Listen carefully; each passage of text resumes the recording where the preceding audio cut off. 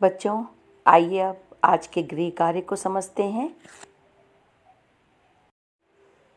आज का गृह कार्य व्याकरण अभ्यास पुस्तिका के पृष्ठ संख्या 36 एवं 37 पर दिया गया है। पृष्ठ संख्या 36 को देखिए। यहाँ पर प्रश्न 1 आप कर चुके हैं कक्षा कार्य में। प्रश्न 2 को गृह कार्य में करना है। प्रश्न 2 को किस प्रकार करेंगे, आइए समझते हैं। कोष्टक में दिए काल के अनुसार वाक्य बदलकर दोबारा लिखें। यहाँ पर हर वाक्य के आगे काल का नाम दिया हुआ है कि आपको किस काल में इस वाक्य को बदलना है। जैसे पहला वाक्य उदाहरण के लिए देखिए, रिया किताब पढ़ रही है। आगे लिखा हुआ है कोष्टक में कि भविष्यत काल, तो इसका मतलब आपको यह वाक्य भविष्यत काल में बदलना है। इसी प्रकार दूसरा वाक्य है, यशी गाना गा रही थी। उसके आगे लिखा हुआ है वर्तमान काल, तो आपको यशी गाना गा रही थी वाक्य को वर्तमान काल में बदलना है। और तीसरा वाक्य है, रमन के पिताजी दिल्ली जाएंगे। इस वाक्य के आगे लिखा हुआ है भूतकाल, तो बच्चों आपको ये वाक्य भूतकाल में बदलना है। इस प्रकार यह कार्य को पूरा करेंगे। बच्चों, अब पृष्ठ संख्या 37 को देखिए।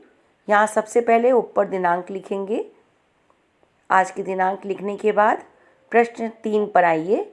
प्रश्न 3 दिया हुआ है कि क्रिया को काल के अनुसार ठीक करके वाक्य दोबारा लिखें। बच्चों, प्रश्न 2 में आप लोगों को देखिए वाक्य के सामने आपको काल दिए हुए थे, मगर यहाँ पर आपको वाक्य के अंदर काल दिए हुए हैं। जैसे कि आज तेज बारिश हो रही थी, तो यहाँ पर काल शब्द कौन सा है, आज। तो आपको क्रिया को ठीक करना है, आपको काल नहीं बदलना है।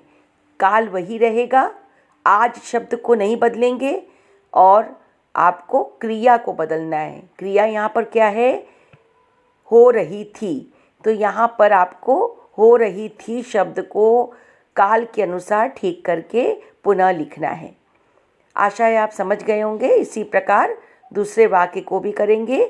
दूसरा वाक्य है, पिछले सप्ताह हम चिड़ियाघर घूमने जाएंगे। तो बच्चों यहाँ पर भी काल वही रहेगा, केवल क्रिया को बदलेंगे। घूमने जाएंगे, ये क्रिया को काल के अनुसार ठीक करके वाक्य दोबारा लिखेंगे। अब आते हैं प्रश्न संख्या 4 पर। यहाँ पर देखिए प्रश्न संख्या 4 में दिया हुआ है कि तीनों कालों के वाक्यों का प्रयोग करते हुए कंप्यूटर की ज़रूरत विषय पर 50 शब्दों में एक अनुच्छेद लिखिए। बच्चों, आपने सबसे पहले दिन आपको भूतकाल का अनुच्छेद लिखने की दिया गया था। दूसरे दिन आपने वर्तमान काल और भविष्यकाल को मिलाकर एक अनुच्छेद लिखा था।